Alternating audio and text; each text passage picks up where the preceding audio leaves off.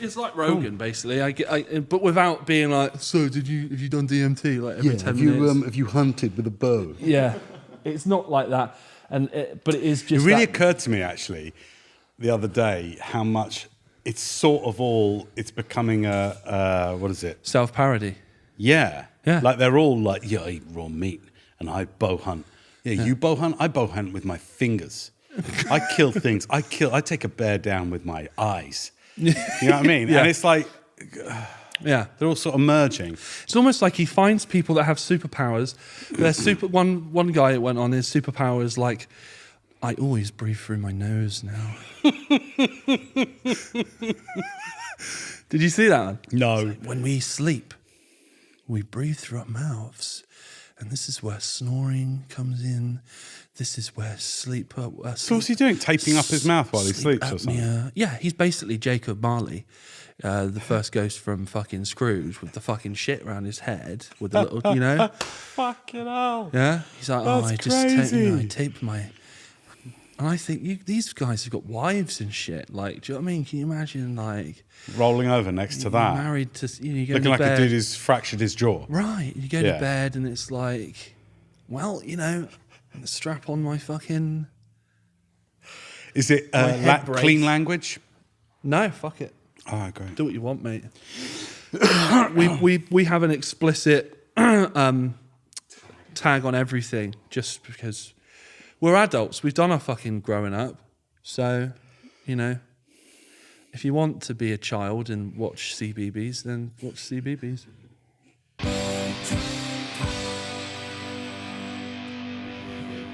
I realised I gave you a pretty thin synopsis. Yeah, of could what, I be here? Of what we're doing. Can right? you be here at 8? Right. Yeah. So it's essentially, it's conversations, right? And the crux of this podcast probably is, sometimes I tell people that when I'm in the shop, people coming in, I seem to know everyone, but I don't get a lot of time with a lot of these people that come in who I think are interesting, because Froome is obviously getting flooded with like professionals and people in creative industries and people that do like stuff that I want to know about, that I'm fascinated by.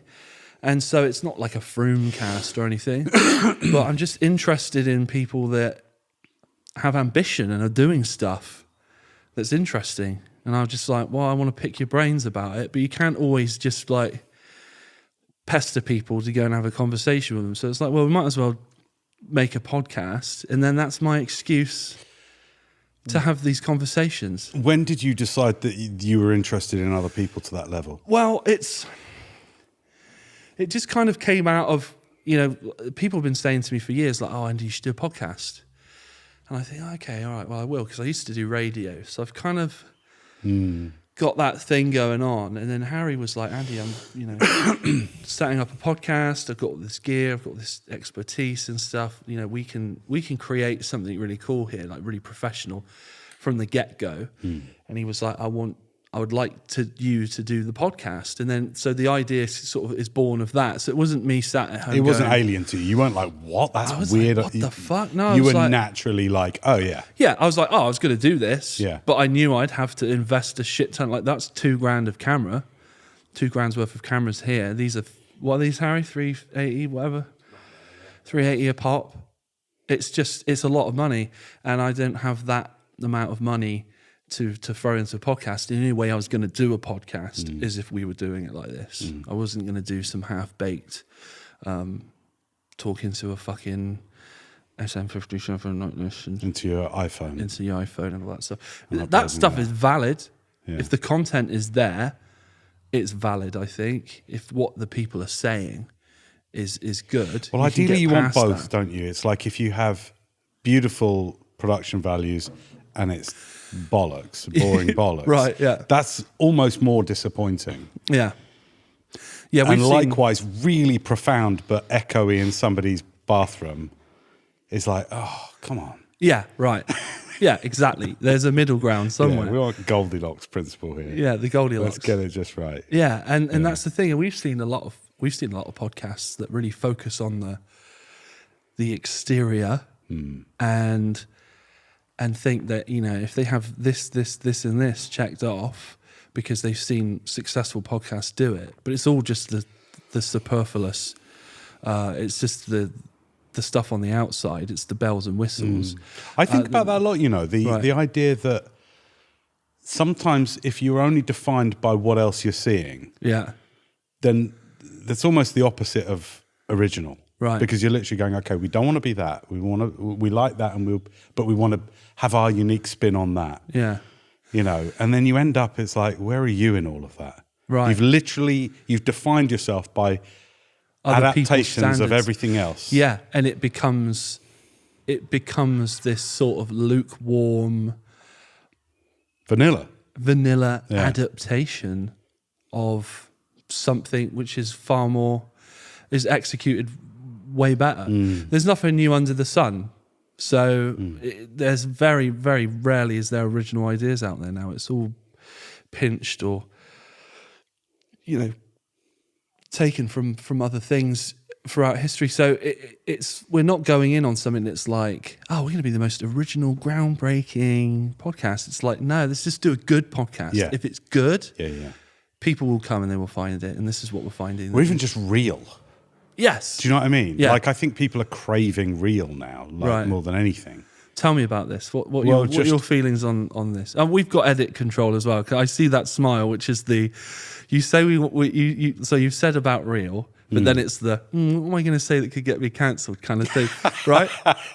This is the world we exist in. But we have edit control, so let's just go wherever and I think we're in the industry that I work in, which is largely working with coaches, right?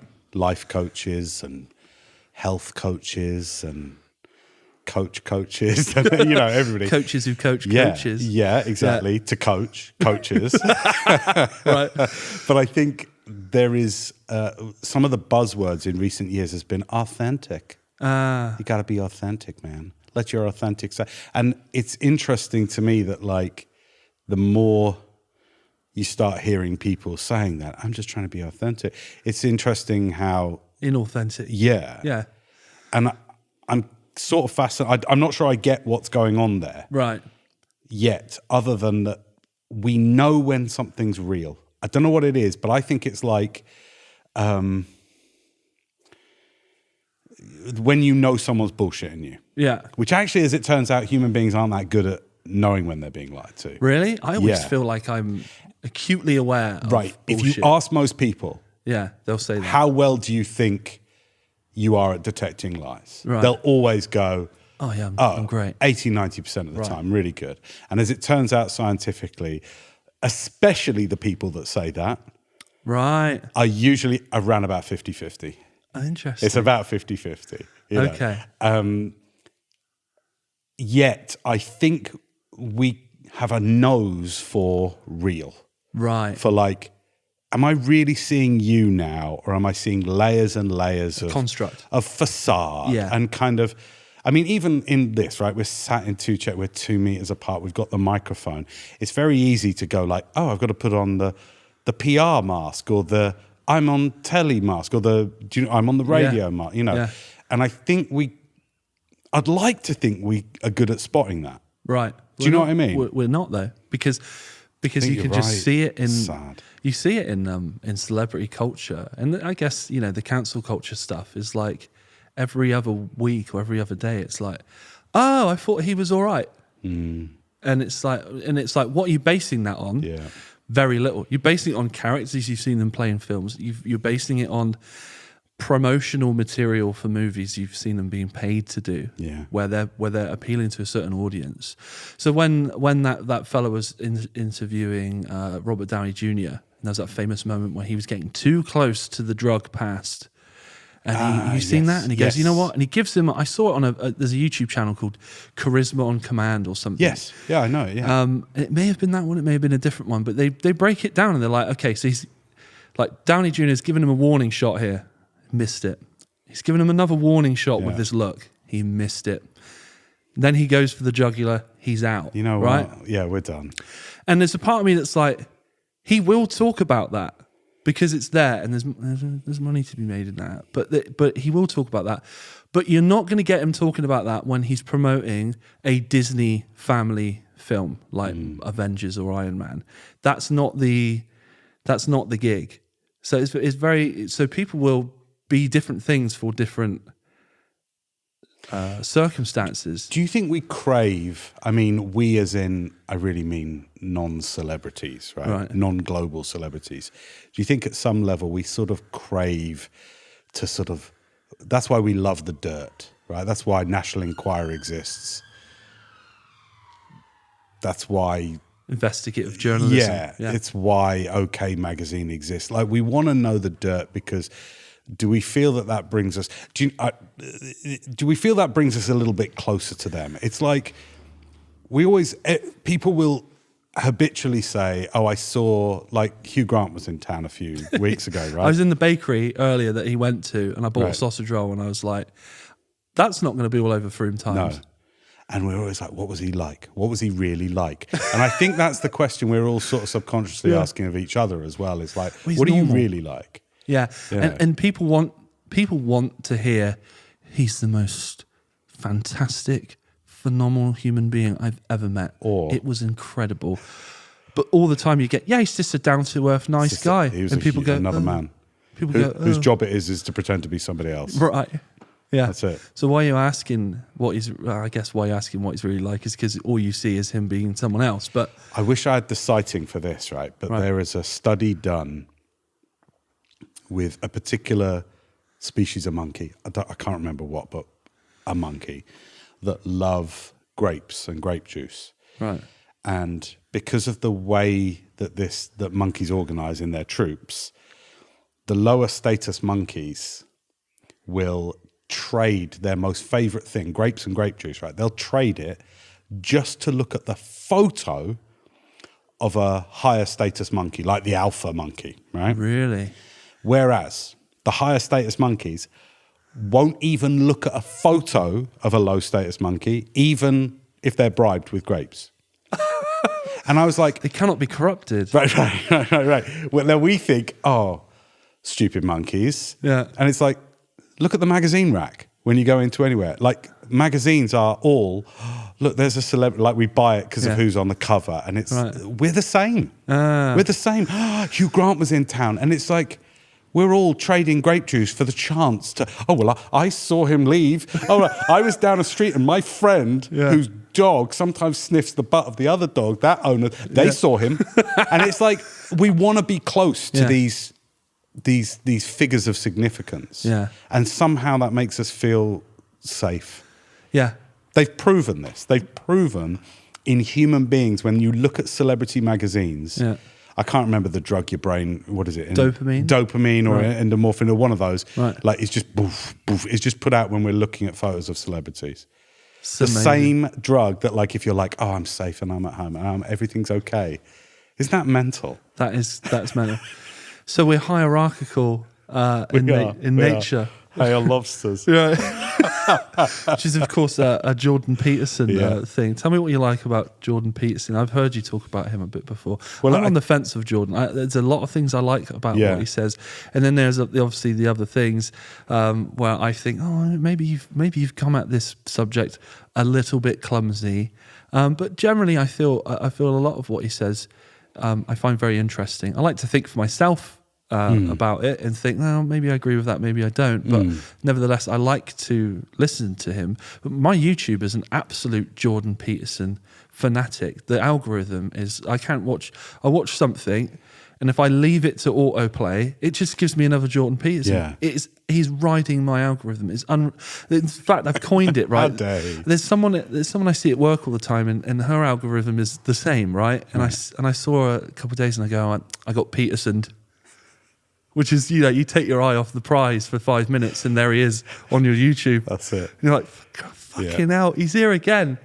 My YouTube must think that my life is in a fucking wreck and I need him to tell me to fucking tidy my room. Yeah, you probably do. Right. Yeah, I probably do, yeah.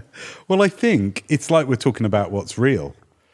And I think he's nothing if not real. That doesn't necessarily mean he's right. Right.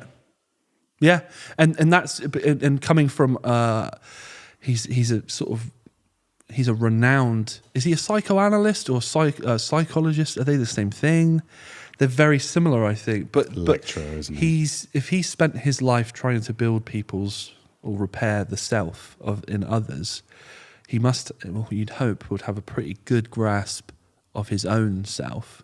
You'd hope so, wouldn't you? I think I was first attracted to him, to answer your question, when actually in 2008, in my little sort of coaching industry, I wrote a white paper that was non-academic. I'm not an academic. What's a white paper? Just a report. Just right. a findings. couple of thousand word report. Right. And it was about. It wasn't formal or academic or anything like that. It was kind of a free report, let's call it that. White paper's a little bit hopeful. Yeah, like I'm there with my glasses on. Was that the real James talking then? Me kind of dictating it. Yes, take this down site. So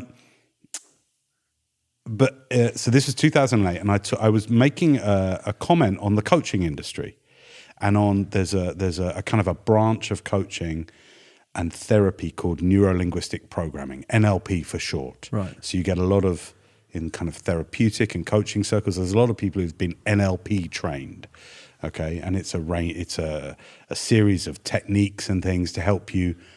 If you see excellence in somebody else, you can model it in themselves. And it's a set of tools and techniques to help you do that, right? Right. In short. And the way that industry is organized is very hierarchical. Really hierarchical, to the point that really the only people that make any money in that industry are the ones at the top. Right. Okay? So there's an element of gatekeeping. Big time. Right. And so I wrote about that. And my attraction to Jordan Peterson was purely confirmation bias. I'd love to say it was something way more kind of like inspiring. Right. But I hadn't heard anyone talking about hierarchies in in industries like mine until he came along. Right. And I was like, oh, finally, someone is talking about it, And so I started paying him some attention. Similarly to you, I don't necessarily agree with everything he says, but I found it interesting to get a psychologist's take on what I had been doing as a layman. Do you know what I mean? As a coach myself. Right. But I'd seen this thing. I'd described it in a very non-academic way, how you tend to get very small, often very capable, as you say, gatekeepers at the top, and then ever increasing but ever decreasing levels of power, control, going down. So you get this kind of pyramid, really. Right. And I didn't like it. I didn't like what I was seeing. There were lots of NLP trainers and NLP coaches and NLP therapists who were all struggling to ever make a living. Right. And what they would do is they would just go back and try and train more. They thought, well, if I train more and spend more money and get another certificate, then I'll earn my... But they're being... I don't want to use the word oppressed because it's got way more serious connotations in today's kind of modern conversations. But they can't win. But so they're being kept at arm's length, I guess, by these. They're being people. kept at a certain level, right? And I don't even know whether the people that create it are 100% aware of this. Right. Okay. I think if I'm sort of the person that creates something with 3 initials, and it's my new therapy, and I go, well, would you like to be trained in it? Well, you can never be the source of this wondrous new mental technology. Right. You're always going to be a kind of a subordinate, a student. Right. Yeah. And even attitudinally, I found that it kept a lot of these people at this kind of, they were always just following the leader, you know? Yeah. And yet their marketplace were asking them to be the leaders in some ways, And so that fascinated me. That behavior fascinated me. And then Jordan Peterson, my initial attraction to him was just, he was saying it in a way I'd never heard before. Right. As somebody who'd actually had an education. So what they do is they create a sense of insecurity in the people that they've passed this knowledge on to. Almost like when, in the old kung fu movies and stuff, like you teach them everything, but you don't teach you teach them sort of 90% of what you know, and the next 10% is kept for when they get corrupt and you have to kick their ass. Yeah. It's a little bit, I guess, I went off a bit then, didn't I? I guess it's a little bit like that, where they, like you said, they can't 5-point palm exploding heart technique. It is right. that. Yeah. So you can't give them everything that you knew because you created it, and by that virtue, you are the top of that pyramid. Yeah. So I guess it creates a sense of, I'm not good enough. I must pay for more training, or I must buy your next book, or I must attend your seminar every year. Which can be useful, right? Like, so that can be... Is it sycophantic? I think it can very easily be. Right. But if you want to master a subject, then to a level, fine. But I think it's... and I suppose, again, this is where Peterson's work helped me understand, was I thought that was purely... a construct of this industry that I work in, this personal development coaching industry. Yeah. And as it turned out, no, it's a very human thing. It's in our biology. This is what the lobster's about, you know. Yeah. That's a very controversial analogy as well. He's gotten a bit of flack for that, which I don't have the recall for right now, but it's interesting. I do find it very interesting that you've worn the T-shirt, because it's an act of defense of that ideology. Well, I think. And it's a little bit of mocking of I've got the T-shirt. So I'm being the very thing that I'm warning against, which is like, not only do I subscribe to his YouTube channel, Andy, but I've got the T-shirt and you haven't. So I'm slightly higher up the Jordan Peterson hierarchy. I see. Yeah. So I'm slightly more of a fan. And how? Because of this. Yeah. But the interesting thing is, you see, it's still a metaphor for what happens in any of these kind of industries like I work in, where people will literally compare certificates, and they'll be like, oh, you're a practitioner of the 5-point palm exploding heart technique. Right. I'm a master practitioner. Oh, and they're like, oh, you're a just master? Create fucking titles themselves, right? Oh, you're a master? I'm a meta master. Now, you may think I'm making this up. I'm not. That's there real. Are literally ranks like that in various... This reminds me of American Psycho, in the scene where he gets out his business card, right? And they all get their business cards out. Yeah. And you hear that internal monologue with him when he goes, oh my God, look at it. And it looks, to the layman, it looks almost exactly the same, doesn't it? It's the same thing. Foil embossing. Look at that off-white. Oh my God. Vellum, double thread. That day, like, and he's sweating. Yeah, he's so annoyed. And but this is what it creates. Is maybe not to that degree of being some sort of narcissistic, psychopathic serial killer, but I guess it breeds a certain level of one-upmanship, low empathy, high. It must attract, like CEOs. And corporate like we're talking about, corporate structures, they are weighted in the favor of the people that can sleep at night no matter what, right? And the ones that put themselves over everyone. So yeah, it's interesting. And do you find that your industry, when you said, what was that analogy? What was the what was it? NLP. NLP. Do you find that it only goes so far, and then someone goes, you know what, fuck it, we can't win at this. I've created a new one. All hail me, and then it all. This is the new land of milk and honey. I encourage people to do that. Right. And what do you think that is? That a long game, or is that long-sighted or short-sighted? I think people get to a point where they realise they're never going to climb any higher. Right. Right. And I think they either get the painful lesson, like you are investing yourself in this methodology, say, or this set of techniques you're trying to learn, mainly for the status. Right. Chasing status. Yeah, they're chasing status. And I think that can be a really hard wake-up call for people. I think part of what I do when I'm working with people is try and open their eyes to that as early as possible, right, and encourage them. You see, I don't think it's bad to create something new. We were talking about this just before we got started about, is there anything new? Yeah. Well, in therapy and coaching, not really.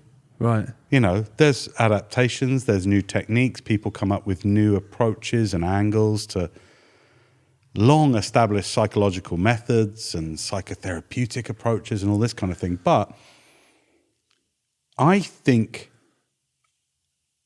sometimes we don't need to do something new. I know for myself, some of the best insights I've ever had, I kind of already would say, oh, I already knew that, but I'd never heard it that way before.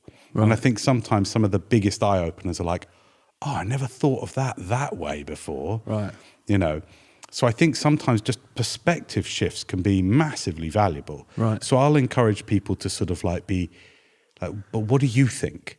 Okay. You know, what do you think? And do you have an approach to this that could be different or novel, or it doesn't have to be brand new, completely shiny.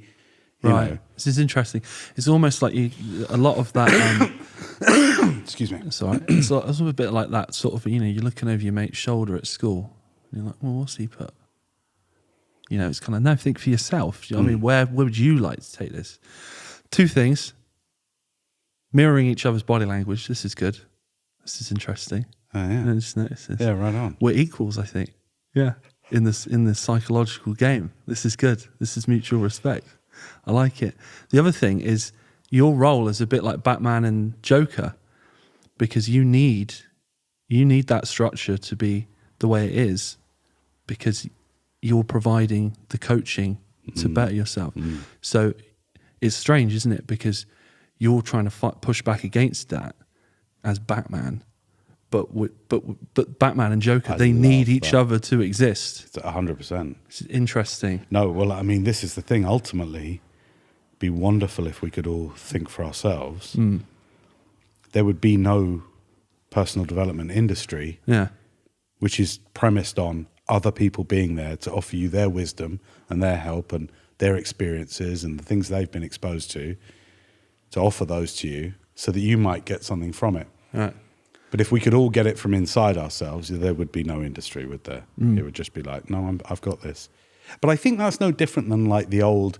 I sometimes think, for as fake as it can be, the personal development industry and the kind of the coaching industry, even though sometimes it makes me wince with how cheesy it can be and motivational, man, I think at its best, it's a bit like the old apprenticeship dynamic. Right. You know, where you'd learn. Yeah. Now there, you wouldn't stay an apprentice for life. Like they knew when to be like, okay, you've learned.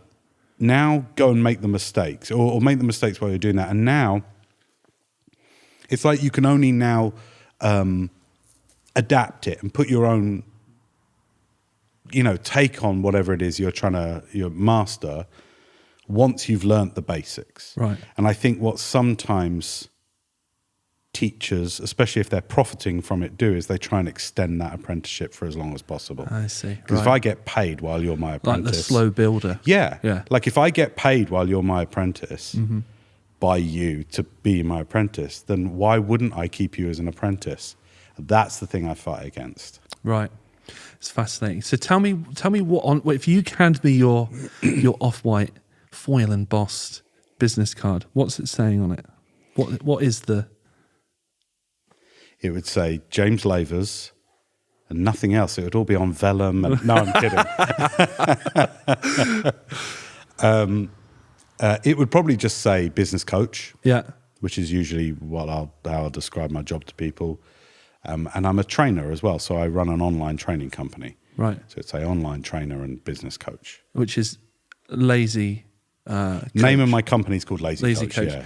So tell me how you get into this, because we've started the podcast real heavy on the, you know, we're in there and we're talking about it.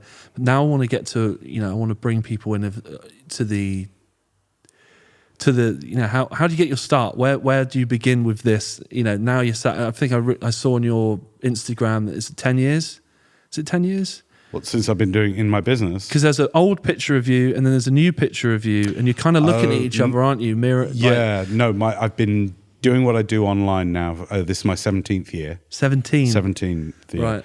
That particular image you're talking about was about a particular event that I ran 10 years apart. I see. So we had a kind of a 10-year anniversary last year. Okay. What event was this? It's Lazy Coach Live. Okay. Yeah, Tell me about, right, is Lazy Coach the beginning of how you start in this industry? No. Or is there a couple of hurdles and you try a few things and then you get that, like we were saying, you look around and you go, you know what, you can't win at this game. It's been my entire adult life. Right. Okay. So where does it begin? Where do we go? Back to when I was about 16, 17. Right. So I was left home at 17. I was a terrible blusher. Right. Okay. Really bad blushing. Just anything would make you Really bad. really. And that's that's usually the years that we want to be meeting girls and having a nice time and stuff like that. Not in your shell. Yeah. Right. I was totally in my shell. Okay. And why was that? Why did you think that was? Was school difficult? No. I was usually, I had a good circle of friends, really good, close circle of friends. Right. My dad was locally famous. Right. So he was a TV presenter in the Anglia region when ITV was a localized thing, and they would have anchor men and women that would come up between programs and go coming up next. Right. And it wasn't voiceover, it was in vision. Right. My father was an in vision anchorman for Anglia TV. And so he was recognized around town. I became aware of this realness at a young age. I see. Right. Yeah, my dad's an actor, and I was very aware that my dad was just my dad, But around town, people would come up to him and go, oh, "You're Mr. Midnight." He had the Through the Night. I mean, it was literally like he was a bit like the Alan Partridge character. He had the Through the Night slot on Anglia TV. Yeah. Which is in Norwich. So it's kind of like minor celebrity, I guess. Yeah, minor celebrity. Or was it quite big in that? For Norwich, right, huge. Small city, right, big. Right? Okay. Like he was recognised all the time, and people would ask him for his autograph when we were out shopping and stuff like that. And so he was like the local celebrity. Yeah, And what I noticed was, number one, I noticed the masks that my dad would put on to speak to people. So he wasn't just completely normal. He would put on the which I was aware of. That's all I can say is I was very aware of that when that started happening. And I was very aware that he was always very kind to people and gave them his time and all those kind of things. So I was sort of a bit more aware of that kind of stuff. Yeah. Fake versus real. And something in between those, which I don't know what you'd call that. But there is something in between. There is, I think, where you are performing for people, but you're performing as you. I don't know how else to describe it. So you're still you, but you're showing up as the best version of yourself. Yeah, but deliberately. Just before that point where it passes over into affectation. Yeah. Yeah. Yeah. Yeah. There was definitely something. I'm not sure what you call that because it's not fake, but it's not just, well, here I am. What's up? It's just a heightened version of yourself, isn't it? Yeah. Yeah. So I was very aware of that growing up, and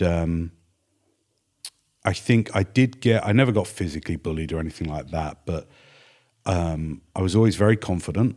Dad did a good job of sort of like stand up straight with his shoulders back and all that kind of thing. Did you ever get, are you a man or a mouse?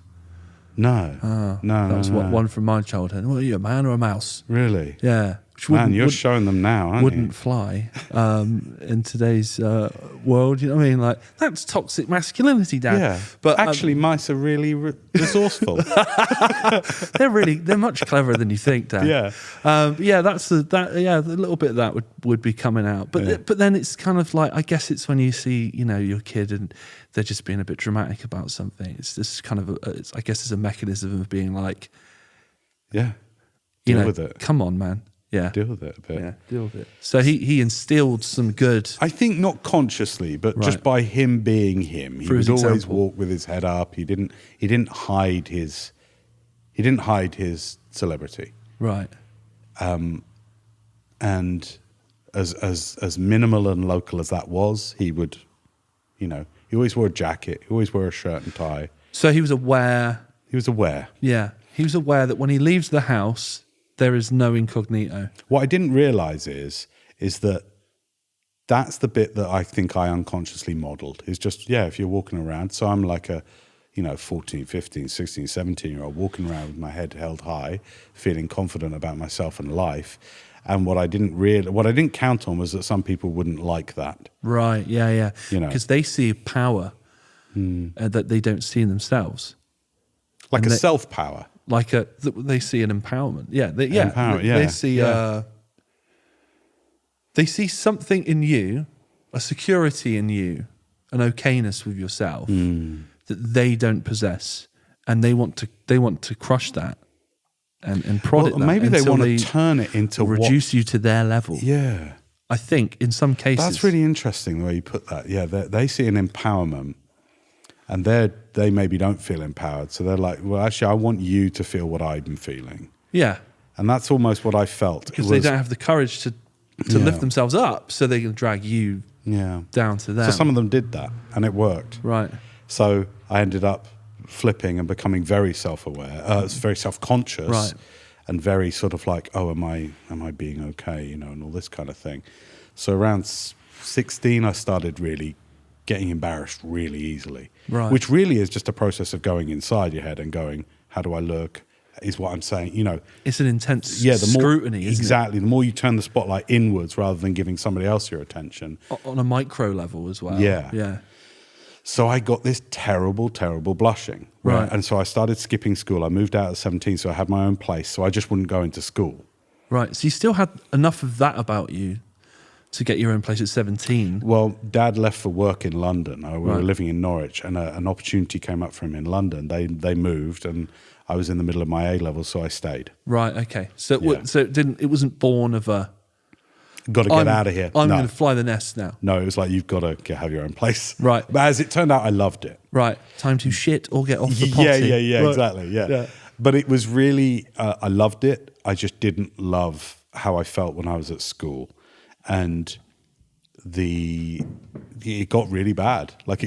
So I was skipping school because I was blushing so much. If I went into school, went into class and was asked a question, so I grew my hair long so I could hide behind it, all these things. It was miserable. Right. Were you listening to the Smiths at this time as well?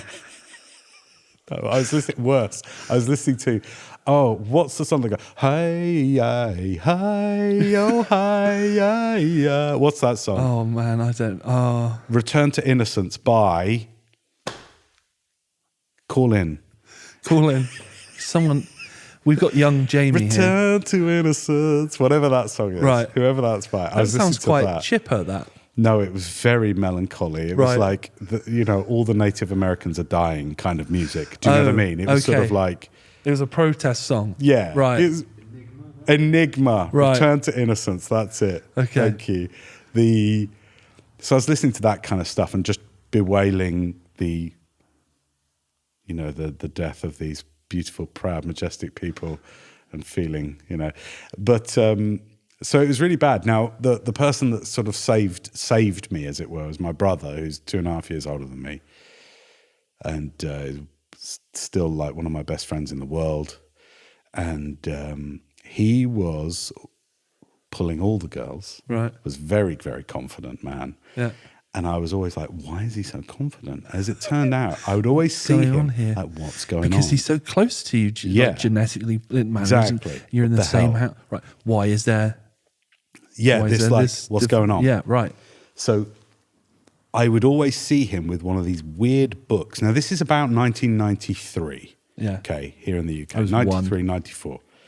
And it was... Personal development wasn't huge now. Like now you walk into Waterstones or a bookstore here. It's all that. You'll see smart thinking. You'll see spiritual development. You'll see all these books. That wasn't so much a thing now, right? Yeah, it wasn't a thing in the UK then. Right. It probably was in the US then, but it wasn't here. Right. It was starting. It was just starting. My brother would get these books imported like The 7 Habits of Highly Effective People. Right. And I'd be like, my 19-year-old brother is reading these really weird book, like, what is this? And he'd get another book called like Unlimited Power, and I'd be like, this is weird. Right. Anyway, it got really desperate. He'd already moved out and had his own place. So I went round to his flat one day and I was just like, you got to help me, because this new girl had started at school, and I was like, I've got to be able to speak to this girl. Right. I've got to be. It's a bit like the South Park movie, whenever Wendy comes to speak to Stan, he just fucking vomits all over the floor. Totally. Yeah. Hey, Stan. Yeah. Right. My face would just burst and blood would fly everywhere. Oh, God. It's Yeah. like volcano head. Except it's not lava, it's blood. An embarrassment. That's what it felt like. Right. Like, that's how bad it felt. So it really would you feel like your temples? I would feel like I was going throbbing? to explode. Wow. Okay. Yeah. You know, and not in a good way. Right. Like in a head exploding way.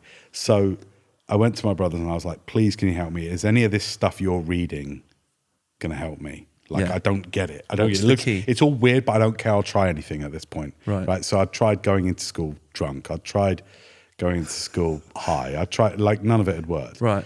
So he was like, he handed me this big, like A3 sized plastic case with a cheesy looking American on the cover with a parting, massive fake white smile. And he handed me this. And it was back in the day where it was a clamshell case. And when I opened it, there were 6 audio cassettes in it. Oh, okay. Yeah, Right? I know the kind of yeah. Like these and I was like, what is it? And he was just like, just listen to them. Just Right. listen to it. And I was like, all right. So I went back to my flat, put them on. I was literally up all night listening to them. It was the abridged version of a book called Unlimited Power, which I just referenced. I think I've heard this talked about. Do you know Patrick Bet-David? No. Yeah, Patrick Bet-David from Valuetainment. Okay. He does a lot of the entrepreneurial talks, seminars, big in the game, interviewed LeBron. And is it LeBron who died? Yeah. His last interview. I'll send you a link after. That'd be But he's a very big reader in books like this. He's very well read. The guy's a powerhouse. He's the kind of guy that hangs out in your worlds and is just unstoppable. But I think he's mentioned unlimited power a few times. Yeah. He is very quick to say, this book. It's honestly changed my life. Right. Changed my life. So it wasn't the book, it was the abridged audio version of the book before Audible and all that kind of stuff. And it was cassettes, take them out. And I listened to it all night. Right. And it was literally like that scene in Spider-Man 3 where Tobey Maguire comes out of the bar like dancing. The next day, I went into school and it was just like, oh, I'm changed. Hey, ladies. And I never blushed again. Really? Never blushed again. I love that. That is like the, imagine if this was an infomercial for the book. The plot thickens. I listened to the book and I went in and my life changed from that day. Okay. I've never been the same. It's powerful, that. That is powerful. It really did. It really did. Never blushed again. Right. Never blushed again. And I remember thinking to myself, this person I've never met, how kind they were to help me. And I just got this thought in my head. I was like, this person doesn't even know me and they've just really helped me. Oh, okay, right. Yeah, And I got this weird idea in my head. I thought to myself, well, one day I want to get the chance to thank him and give back to him. Right. That was the thought I had. And the name of the guy is Anthony Robbins. He Right. wrote Unlimited Power. Is this now who we know as Tony Robbins? Tony Robbins. The mega... Father of motivation. Yeah, total. I was going to ask you what you think of him. And I don't know a lot, but I see a lot of his promo stuff. Yeah. And it's the big teeth, the big white teeth. Yeah. And it's selling a dream, isn't it? It is. But all right, but I don't know enough to about him really to go in on him, but I was going to see what you thought about. Well, I didn't know much about him other than whatever I'd listened to had helped me. And I was like, that's amazing. Okay. I just felt so thankful. And I thought to myself, I got more than just an idea. I got a resolution in my head, and I thought to myself, I'm going to help him back. Right. In return, I'm going to help him. I have no idea. I'm a 17-year-old kid trying to finish his A-levels, but one day, and I made this image in my head, Andy, of him thanking me and going, thank you. And I don't know why. I had this idea that he would one day be shaking my hand and going, thank you to me. Oh. And I would be going, you're welcome. You stopped me blushing. You wanted to be on So you're welcome. Right. So you wanted that. I wanted to help him back. Right. This person I didn't know had just But helped you wanted me. you wanted to be equal to him as well. The significance at the time didn't matter. Right. It wasn't about the significance at that age. It was just, I want to help him in return. Like reciprocate. That's really beautiful. There's a certain element of naivety to that, isn't there? Because he's making money. He's this American megastar who's just, he doesn't know me. I'm just some kid in Norwich. That's the power of it, right? Can you imagine the fans that Hollywood actors get? That must be fanatical. Imagine the people that love him. Well, I was fanatical. Right. Like, I was like, I can't believe that overnight he's helped me see how I'm blushing and given me some techniques to change that forever. Right. And I was like, I have to, he's going to be thanking me in return. Sounds like the ultimate road trip movie premise, doesn't it? Yeah. Yeah, sort of does. The Road to Robbins. Yeah. So then I moved, after I finished my A-levels, moved to London. Yeah. Moved in with my brother. Oh, hang on. What was the conversation like with your brother once you listened to them? I was like, thank you so much. Did you come back to the house? Have you still got the tapes thank you so now? much. Well, no, I gave them back to him. Oh, right. He was like, I want them back. Right. But like, Has he still got them? yeah. What, he's still got the cassette tape? Oh, for sure. Have Yeah. you got a copy of the cassette tape? No. He's got the very ones that I listen to, though. He's got the OGs. He's got the OGs. I'm glad they're still Yeah. in the family. Yeah. Yeah, totally. 100%. Yeah. And so after I finished my A-levels, Norwich doesn't have a lot to offer unless you want to work in a mustard factory or for an insurance company, right? Right. So I was like, I'm moving to London. Right. And I was writing all these things in my journal. I'm not a big journaler, but at the time I was. And I've got my 1994 journal, I think it is. And I'm going to go and move in with my brother. I'm going to be, down the line, I'm going to be making films that change people's lives. Right. I was so inspired. I was so enthused by this tape set and what it had done to me. Yeah. I was just filled with possibility, right? Yeah. I'd fallen asleep in my English A-level exam, so I got an N for English. I'd got a classical civilization A-level and an art A-level. So I didn't really have much academically to go on, but I thought, screw it, I'm going to find my fortune in London, right? So I moved to London. My brother had already left. Okay. And so I followed him like... So you felt like, well, he can do it. He's sort of laying that. Felt the call, man. Yeah, felt the call, but also I guess you've got that support network there in London, haven't you? So he's kind of enabling you to spread. Right, it's amazing. Yeah, yeah. Bro went and kind of lay the roots down. Yeah, for us, you know. It's great. And then we got a place in West London, and I was at the time I was journaling, and I was saying like, I'm going to make films that change people's lives. I wasn't a filmmaker. I didn't know what I was writing. But it's weird. It's magical to me how it panned out, right? Right. So I was writing, I'm going to be making films that will change people's lives and make them feel good and all this kind of thing. Got a job selling stationery. I was literally the Tim character in The Office. Right. I was just like, I don't really want to be doing this, but I'm going to use my enthusiasm, my passion. I'm going to sell reams of A4 and photocopiers and stuff like that. I did that for a few months, and then a space opened up at a brand new TV shopping channel in Battersea called QVC. Oh, never bought anything from QVC, but it is some of the most fascinating TV to watch. Yeah. The hosts on that show are unbelievable. They're just like it's car crash TV at the best of times, isn't it? A lot of the time. And I just love how they can sell you anything. They're just brilliant. They're a particular breed, aren't they, of TV Well, I became one of them. Yes. Oh, were you a QVC guy? Were you a QVC? I was a producer. Oh, mate. Oh, that's amazing. So a space... I didn't know this. Yeah, so a space opened up at QVC to be what was at the time called a product coordinator. And all that meant was, much in the way that you and I are sitting here, the hosts on QVC, they'll talk about a product for 5 minutes and then they'll talk about another product. And somebody, when they're on a still shot, has to run in and hand the next product to the presenter, a bit like this glass of water. Right. And then the cameras cut back and they go, okay, so next we're going to be talking about this wonderful glass of water. And right. You know what? You ever feel thirsty during the day? You know, and all this kind of thing. Yeah. And then you ever felt really parched and got a bit of a headache and you need to just drink some water. Well, today for just $19.99, you can buy this glass of water.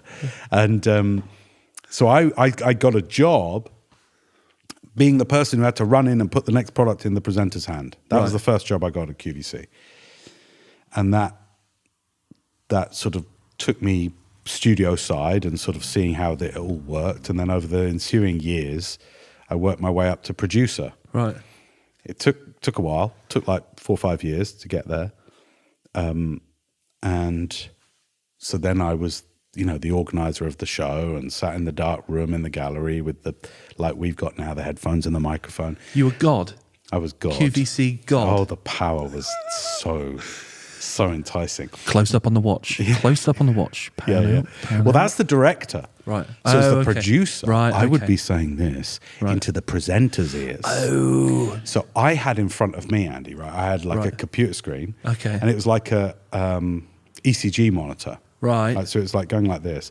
But it was plugged into the call center. So we could see what the presenter was saying. If it made people pick up the phones, it would go like this. Oh my God. So I could say to the presenter, talk about the sparkle on the diamond again, right? I could say that. And the presenter would hear it and go, but just look at that sparkle, right? So, and literally we could see, that's working. I'd say, talk more about the sparkle, talk more about the sparkle, this kind of like stuff. phone sex with products. It really was. Tell me more about it's really enticing. Sparkle more. That's it. Don't talk about the handle. That's really doing it. It was so much power. And so I could see real time what was making people buy at home. The words that would make people buy, I would see real time the way in which a product was sold. So I became a really good salesperson. I love really, this. really good. This is amazing. So years of doing that,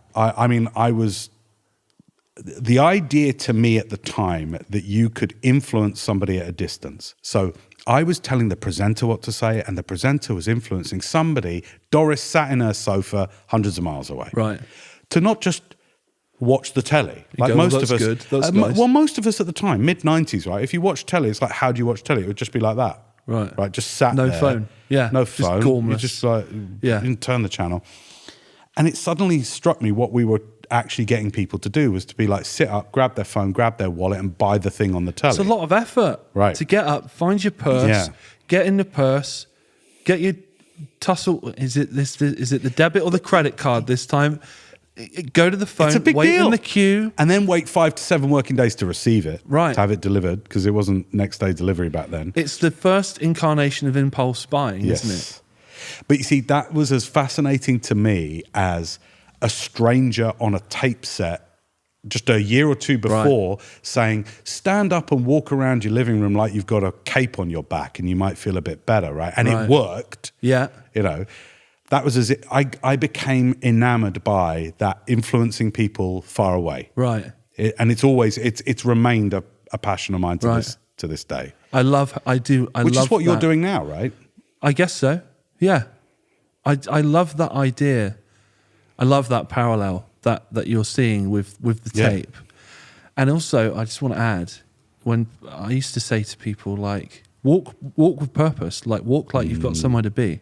Even if you've got nowhere to be, if people think that you're going somewhere, that does something. Yeah. And there's something about the brain chemistry they've figured out. I say they, who knows?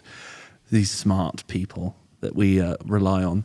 That when you change your, you know this. I'm telling you what you know probably. But when you change your posture, it affects your brain chemistry. If you it's fake it till you make it, isn't it? But and they've figured out that even if you act confident and you smile, within seconds your brain chemistry changes to mirror what you're doing. Well, like it's very hard to be depressed if you look up and smile. Right. Like they've shown that. I mean, if you're really sad and you're crying, where do we normally look when we're crying? We normally look down. Yeah. Down and to the right, and we usually, it's very hard to cry looking up with a smile on your face. Yeah. Which I know sounds really obvious, but it's what you're talking about. The brain chemistry gets sort of mainlined. Yeah. And it's kind of, it's hacks, isn't it? It's psychological hacks to manipulate. So I learned all the psychological hacks to manipulate somebody watching the telly to not just watch passively like they do every other program, but to sit up, become engaged. And I learned every word to get a presenter to say. Right. And I had the means with the microphone to say it to them. Power. So those little earpieces the presenters have got, they'd have those, and I would be telling them exactly what to say. Right. And people are picking up their phones and buying. And to me, that was intoxicating. Right. I imagine it is. It really is. And I was young. I mean, getting results. Yeah. And I was a producer at, 1999. So I was 22, 23 when I became a producer. So I was probably a little bit too young for that level of power. Right. To be honest. But I got good at it. And our brains are, we're wired to seek patterns, aren't we? And so it just makes sense that, you know, you're looking at that sort of almost like a, what do they measure earthquakes on? What's the thing? Yeah, like a seismo. Well, what's seismo. the earthquake?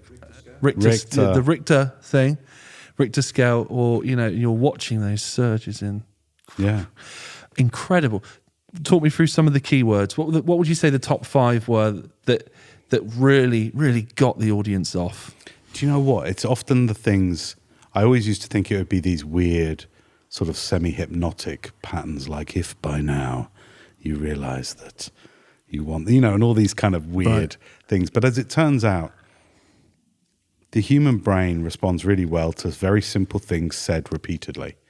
Right. So when you say, if I'm holding, let's say I've got a ring on here for those that can't see, and I've just taken it off my finger and I'm holding it at nearly my face height. Right. Now, if I say to you, if I firstly look at it and then I point to it and I go, just look at that. Just look at that. Just look at that. It's very hard for you to not look at that. It's hypnotic. Yes. Yeah. And so what we would do is we would work, like you just said, we would work with really simple patterns of human behavior to fixate attention and to get people to imagine.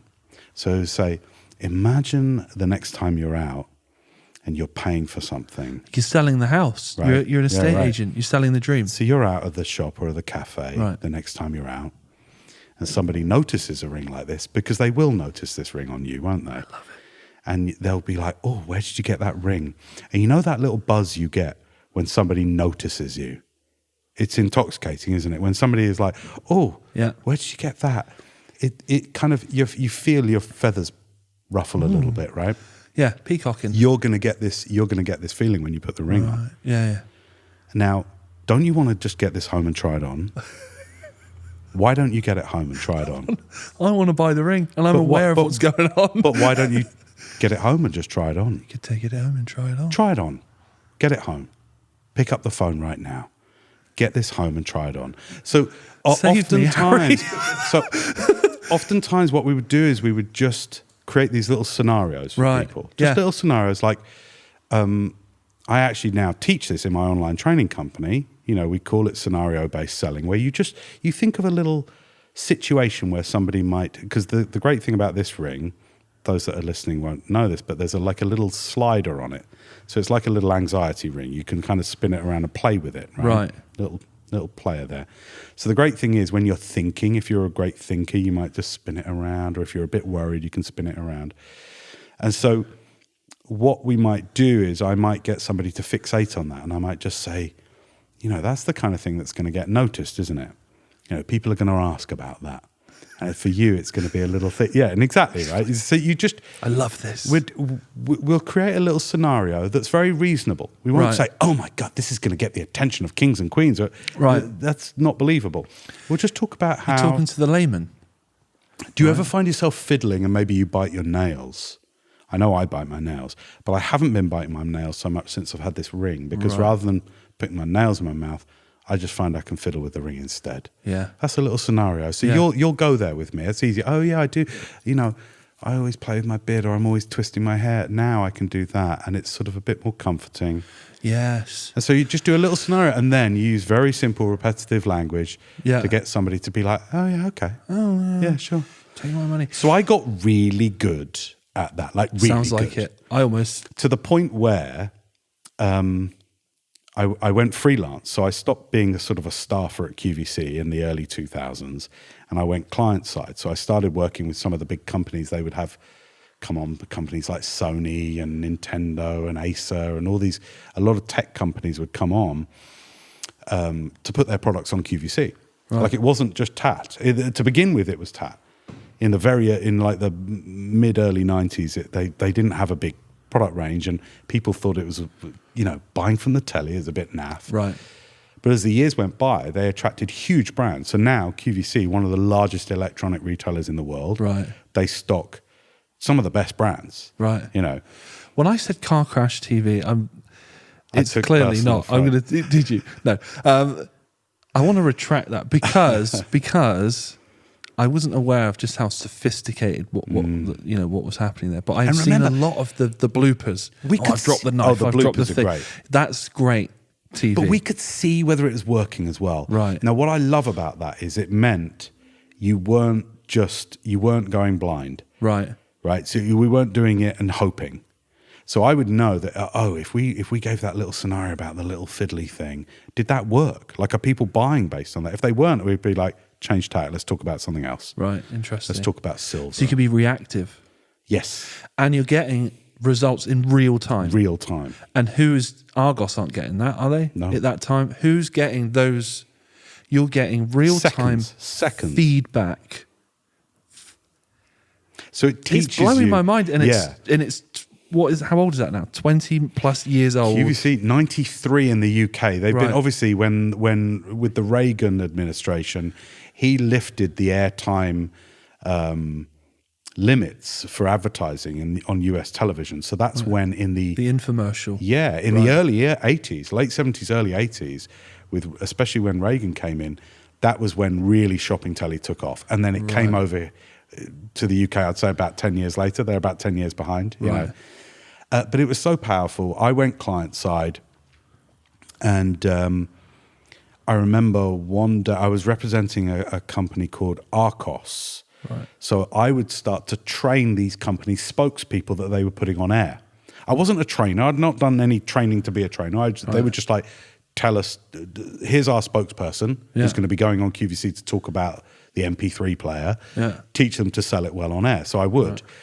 And one day, Tony Limerick, who was the MD of Arcos in Europe, who went on TV. So he was a bit of a kind of a Steve Jobs type. He fancied himself a bit of a Steve Jobs. So he wanted to go on air and sell these products. Okay. He's a lovely man. And one day he went, look, I've got to be somewhere else. We need somebody else to go on air to sell this stuff. Will you go on air? And I was like, ooh. I'd always been behind the scenes, right? So I'd never gone on air and tested it myself and be a presenter. And it was for a product where there was about 750 grand's worth of stock to sell in one day. So on QVC, you have one product a day that is like the real special product. Right, okay. It's called the TSV, the Today's Special Value. Right, and it's like of the day. Best price. Yeah, it's like the mega product. And I went, gulp. Yeah, okay, yeah, I'll do it. Cool. And we sold it out. So, and I basically put to work everything that I'd done behind the scenes, but I was the person in front of the camera. Right. So did you surprise yourself? Yeah. Like, you were like, wow, that was... Yeah, I was like, ooh. Right. Anyway. What did your dad say? It was interesting because Dad, when I was a producer, you remember I said earlier that Dad moved down to London for an opportunity, was to be a presenter on QVC. Oh. Why did you miss that out? I don't think I did consciously. That's a big part of the story, isn't it? Right. So I think part of the reason I worked so hard and I climbed so hard is I was so conscious of nepotism and not getting not being like, oh, you're Paul Lavers, the presenter's son. Yeah. You know, I worked extra hard. You know? Yeah. Because you're like, no, I'm not here on my name. Yeah. So I really wanted to get good at what I did. So I had this great working relationship with my dad where I was a producer, he was a presenter. I can't believe you missed this out. Right, okay, interesting. So you'd be like, that's great, Dad. Tell him about the... But it goes back to what I was saying about this apprenticeship thing, because Dad had been there a few years before I'd gone to work at QVC. Right. And it really was like an apprenticeship. Okay. Like working with my dad. Like we hadn't been... I wouldn't say that me and my dad were close in a father-son way. Right. Because I'm one of 5 siblings. Like I've got 3 sisters, I've got an older brother. There were a lot of us. Yeah. And, Dad had always worked. So we weren't particularly close in that way. He's just my dad. I don't know, but we got really close through work. Right. And it was very much like an apprenticeship. Even though he did a different job than me, he was a great guiding light in that way. Was that something you'd always kind of wanted? Or was it something you didn't know you wanted until it happened? Him or me? The relationship, the flourishing, the bond, the bonding. I think I think it came easiest to us through work. Right. So having a good relationship just happened. It's almost like work was the vehicle to bring us together. Right. And I was going to ask you earlier, I didn't want to get too sort of like psychologists like cracking you open and all that shit. But like, you've grown up, you've watched your dad be this famous guy all around town, smooth talk and everything like that. And then the blushing thing happens. Do you think that a part of that is like a pressure because you're his son and there's a... And also everyone loved too much Dad. at him and seeing things that weren't in you that were in him and questioning why they weren't there yet, but it's because 100%. He's a fucking adult. But also he was very, do you remember I said earlier, like he was very charismatic. Right. And he always had that good being his best self. Yeah. Everybody who worked with my dad loved my dad. Right. So when we lived in the Anglia region, when we lived in Norwich, everyone loved him. Yeah. Like I said, they'd stop him in the street. Very charismatic man. And so I was very aware of not wanting to be in his shadow my whole life. Right. So number one, that was why I was like, I don't want to be a presenter. Right. But I kind of handled that when I did that thing where I went on air. Yeah. But prior to that, I was like, I don't want to be on camera then. If I'm going to get good, it's going to be for my own thing. So I'm not just like, a bit like Will Smith's son. Do you know what I mean? Where you're like... Jaden. Yeah. He had a bit of a rocky bit. He's doing all right at the moment. He's doing a vegan kitchen where homeless people can eat for free. Okay. I'm a little cynical about... But from an acting perspective... Oh, right, yeah. Right?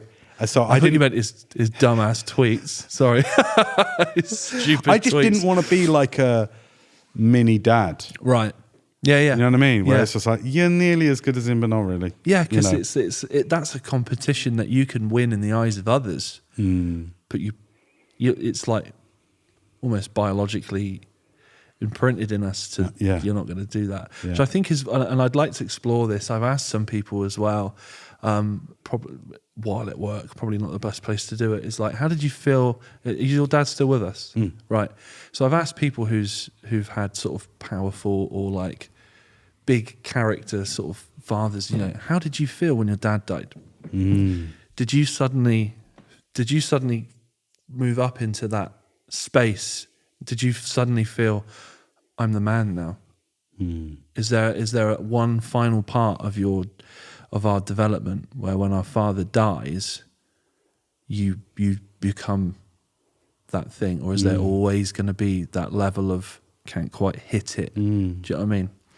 I think that's an interesting one. My dad's still alive, so I don't know, but we're doing very different paths anyway. Also, I've got my older brother. I think my older brother bears that burden more than I do. In many ways, I think I've got a free pass because I'm like the second son. You're the Prince Harry. Yeah, yeah, exactly. I'm the second son. I could just leave for America if I want to. Right. Okay. Yeah. You know, I don't think there is that, and I have kind of spoken to my brother about that. I've spoken to my brother about the idea of like, you know, are you the kind of the next in line? I think he feels that. The patriarch. Yeah, I think he feels that a little more, you know. I would like to explore, I don't know why I want to explore that. Perhaps I'm looking for something in myself, but... Well, I definitely didn't want to be in his shadow. Right. Maybe even subconsciously, that's why I held back on saying it. Who knows? Possibly. Because I was like, I don't want to turn the attention to him. Right. I'm telling my story. Maybe, I don't know. Possibly. It's interesting. Yeah. Maybe you'll get it if you listen to this back. Let's not talk about him anymore. So you presented on QVC. Yeah. And what did your dad say? Oh, you did a really good job there. Yeah. Right. He'd always be very supportive, but not overly so. He wasn't like, yeah, oh, wow, you're carrying on the family line. It was not like that. Like a stage mum. But but he was supportive. Yeah. Let's say he was supportive. In 2003, I got a call from the liaison who would book me as a freelancer, as a producer, because I was still producing. Right. So I'd go on air for some brands and I would produce as well. And I got the call from my liaison at QVC that would book me, and she said, will you come in for a shift as a producer? And I said, sure. And the night that I went in, there was an American motivational speaker who was going to be presenting his products on QVC. I felt this coming. Yeah. And I almost blurted it out earlier, and I was like, no, there's prestige to this that I don't want to ruin, right? Thank you. I'm so glad that we're here. Right. Yeah. So it's Tony Robbins. So he's on air. No shit. Right. Surprise, surprise. He had been in town for he was due to do 4 shows. He'd done 3 of them. And his first 3 shows had averaged, they'd done okay, but not by Tony Robbins and QVC standards. They hadn't done that well. Right. So when I got in for my shift, there was one show left for him to do, and I was going to be producing that show. And all I thought was, we're going to have the best show. We're going to do it. It's going to make the most money. He is going to be thankful because I have dreamt of this. At this point, 2003, I'd been changed in 93, 94. Like, this was literally 10 years later. And I felt such a, Satori instant awakening kind of tingle down the spine moment of, this is a chance for me to do the thing that I had been imagining for the last decade. And do you feel like maybe subconsciously, that's too broad of a question to subconsciously say that you positioned yourself in that place for that? That's too much. That's far too big a question. But did you feel sort of a sense of destiny? 100%. Right. I guess that's where I was 100%. Going with that. Like magic. Like this is like, I do think that you do get some key moments in your life where I think there are moments where you go, you get plenty of shots at that thing. Yeah. And I think there are a few things where you maybe only do get one shot. Right. And it's like, you better make that moment count. I believe that. That's certainly been true in my life.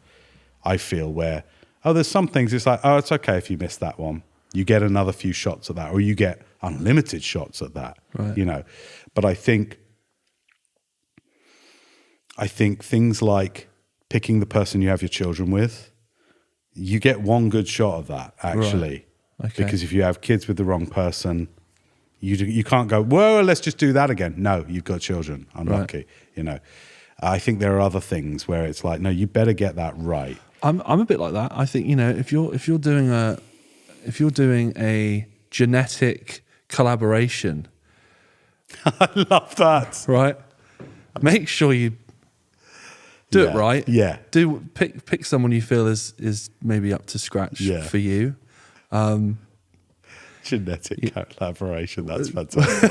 I love that. If we're making a mini us, I feel that the players in this band need to be great players. Yeah. Right. Yeah. Don't take multiple shots of that over and over. It'll ruin the bank account. Yes. Yeah, it will. But that's kind of how I feel. Like, not everyone gets to do that. But I feel I'm with you there. I felt that then, because Tony Robbins obviously wouldn't come on QVC UK very much. It was once a year. Yeah. He would be there. And so there was a team of like 20 producers, multiple shifts. I could miss him. I might have to wait another year. Who knows, maybe more. Right. But, and it was the last show. And he was late to the studio. He literally showed up like 15 minutes before the show was due to go on. I ended up having about 8 minutes to talk to him before the show, which is my chance as a producer to go, look, I've reviewed the last 3 shows. This is what I want us to do different. Right. I wish I'd said it that confidently when he showed up, but here was my hero. Here was the man that had changed my life. And I was like, but I did my best to sort of say, look, here's how we're going to do this show differently. And it knocked it out of the park. Right. So it did more than twice as well as any other show had done. Right. To put it into perspective, his previous 3 shows, even just from this visit, had averaged about 55 grand an hour, which is a lot of money. Right. But when you consider half of that goes to QVC, making the product, shipping the product and all that, like Mr. Tony Robbins isn't making that much money from that actually. Right. And the show we did 117 grand. Oof. And I was like, and it was dream come true. Right. And I got to, I got to thank him for how it helped my life. Tell me about I need a. You probably don't remember it blow by blow. Oh, I do. Oh, you do. Oh, 100%. So your adrenaline's not firing off. Sometimes I wouldn't. I don't know if I'd see the. Well, this is, when you say, sorry to interrupt you, when you say like destiny, I knew, when I knew I'd be working with him, you were zeroed I was like, in. I'm going to record every second of this in my brain. Okay. I like this. Okay, so right, I need a play-by-play of, because we've been building up to this. So give me the play-by-play. Okay, the play-by-play is, I get to work early for starters, and I review all 3 shows. Right. Because I want to see what he had been doing. Yeah. Because all I was focused on was doing better. Yeah. So that he thanks me. Because remember, for a decade, I've been dreaming of him thanking me. Yeah. And me being able to go, no, thank you. Right. Yeah. Right? Yeah. Like, no, this is my give back, mate. Yeah. You know, that was the whole, it's like, that's all that's vibrating my entire system is like, this is my chance. Yeah. You know. So I review the shows and I put a lot of work into really figuring out what maybe he's not doing as well, what he could be doing better. As it turns out, they were, again, very simple things, right. You know, really simple things. Like when you're on shopping telly, an interview format like we're doing now doesn't work that well. Right. It's nice. It makes nice interview watching, but it doesn't sell product. Yeah. So we needed to shift the format slightly because there'd be Tony Robbins and a show host guiding it. And they were a little bit like interview shows. Right. And I thought there's a few things we can do to up it a little bit, you know. And then I had to do some other shows because if you're going in for a 12-hour shift, I was producing a few other shows. So I was like getting them out of the way. I didn't remember a second of them. You know, just get them out of the way, you know. But as his show approached, I had this fantasy in my head. And this is this, I'll never forget this, is I remember thinking, oh, we're going to be friends. I'm going to get to sort of chat with him. He's going to be here at the studio for hours before. We're going to chat. I'm going to get to know him. I'm going to get his number. Yeah. We're going to hang out. He's going to be my best golf. buddy. Yeah, everything, right? Like he's going to be inviting me out to the States, you know. Didn't go down like that at all. Right. So usually a guest, so like Tony Robbins, a guest should be in the studio an hour before their show, at the most an hour, preferably 2 hours before their show, so that the producer can meet with them, speak through the show plan, all this kind of stuff, you know. So I am literally like somebody who's been stood up on a date. I'm literally looking at the clock. I'm waiting for him to get there. It's an hour before the show, and I'm like, he's going to be here any minute. Gets to about half an hour to the show. And what I remember distinctly is how I would adjust this fantasy in my head. So it went from we're going to be best friends to, with half an hour to go, he might like me. I'll be like one of those acquaintances that he'll be like, oh yeah, look me up if you're ever in California. Right? Yeah. And then at 20 to the hour, I'm going, he might remember my name. Like right. And then 15 minutes too, you're like, next, I'm playing cool this time. Yeah. Next time I've got him. Totally. Right. So that is something I'll never forget, is how this fantasy of how he and I would be together just got condensed until it was like, he'll say thanks and that's it. He might remember my name. To build it up on the way home. Yeah. That was it. That was it. That was the reward system. As it turned out, I ended up with a bit of A4 paper, right, with "Dear James, thanks for all your help. Live with passion, Tony Robbins." That was what I ended up with, and it was like I got a bit of paper instead of this fantasy of playing golf with him, you know. Right. But so 15 minutes before the show, and I was like, I need the loo. Like I've got to go. You know, you have a little nervous piss. I have a little nervous piss. Right. He comes into the loo. Oh, God. And literally takes the urinal next to him. Now he's 6 foot. He's like you. He's a very big man. He's like 6'9", right? Yeah. 6'7", 6'9", something like that. So all I remember is nervously pissing. Being in the shadow of his dick. As this shadow, seriously, and this horse piss occurring next to me. And of course, I'm thinking now's probably not a good time to go, oh, hi, by the way, I'm your producer. Right. So I sort of, it's really awkward because I'm like, do I say hello now? No, don't say hello now. Just shake and get out. 3 shakes, James. Any more than that, we know where we are. Right, yeah. Right. It was like 1 shake. Tony's watching. I went for the dribble option, I think, just to get out of there. So I then grab a machine. that one with you. Right. Yeah. I grab a machine coffee. Right. I walk up to the green room, and then he comes in a few minutes later. And it's a little bit weird. So it's not even how I dreamt we'd say hi, right? Like, it's a little bit weird because it's like, oh, hi. That look where you'd never acknowledge it, but I go, hi, I'm your producer, and he's going, I just took a piss next to you. That's weird. So we go up to the studio. Right. I've got 8 minutes to go over the game plan with him. Right. He sits down. Now, remember, he's got an earpiece in as well, so I can communicate with him through the show and the show host. Yeah. And then I go to the gallery, the dark room where the show takes place. The director's in there who chooses the shots. I'm in there.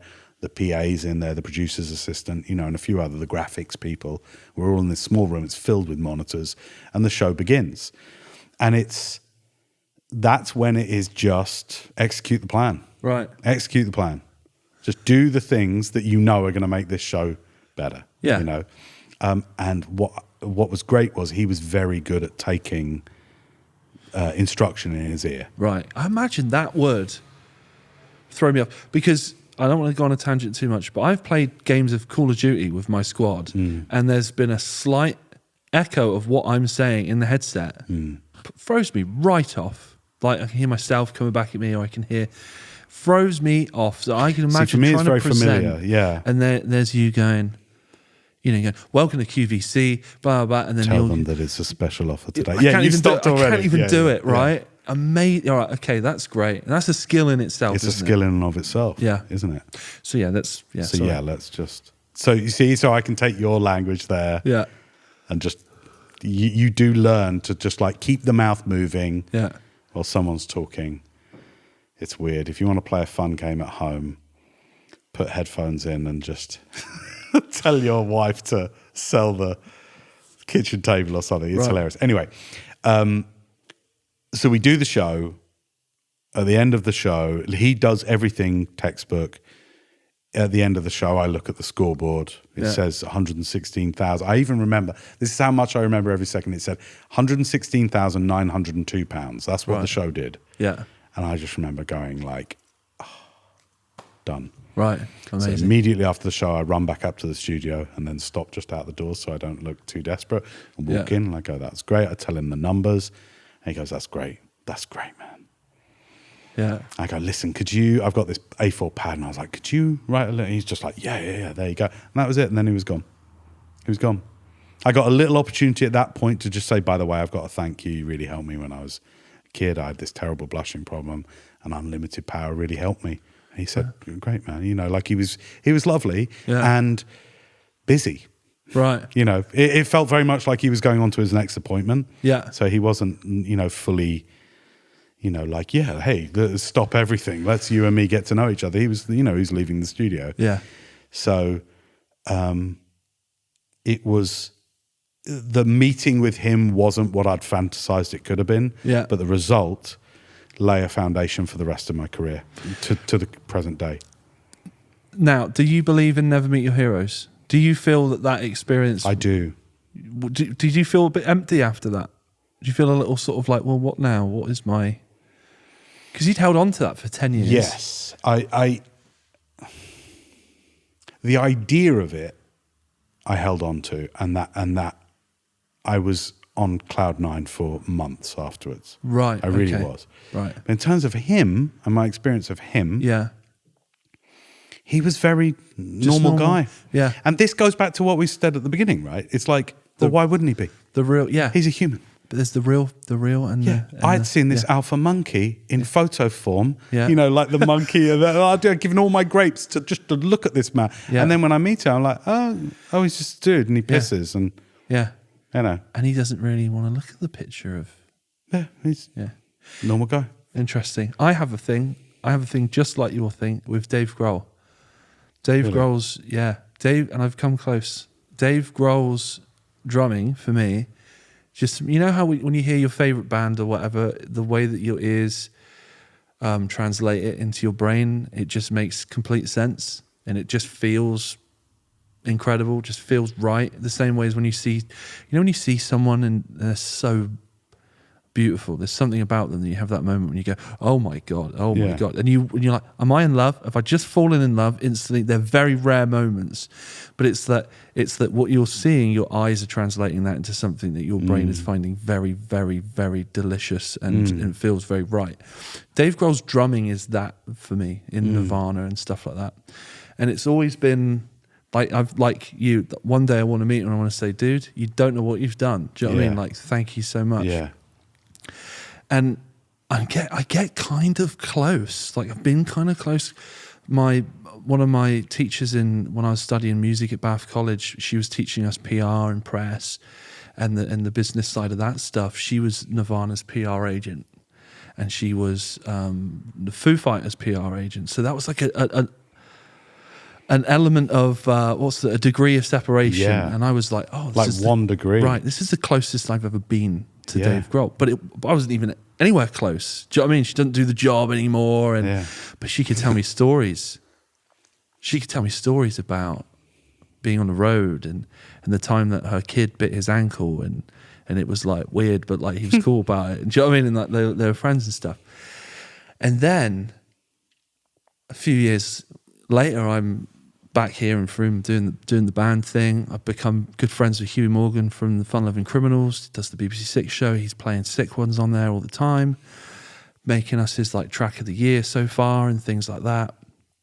And I know that they're friends because I've spoken to Huey about Dave is my drum god. What he does is just the blueprint of what I do, and I love it. It makes so much sense to me. And I'm not like a fanatical fan, but I've had dreams of meeting Dave and thanking him. And I've woken up with like tears and stuff. It's very strange. Yeah, so I get that. I sort of relate to that kind of thing of like, you don't know what you've done. And I just, in my being, I just need to say thank you. It's like a cleansing or something. And the closest I've come is the Foo Fighters came to, were you living in Frome at this point? Foo Fighters came to Frome.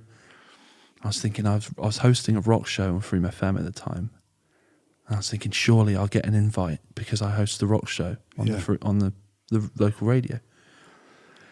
Got friends that work at the venue. No one could get in. There was the Chris Bailey, our podcast friend.